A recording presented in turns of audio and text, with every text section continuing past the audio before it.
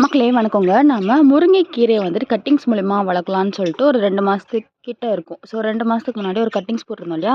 இதில வந்துட்டு 2 செடிகள் வந்துட்டு நல்லாவே வளர ஆரம்பிச்சிருச்சுங்க.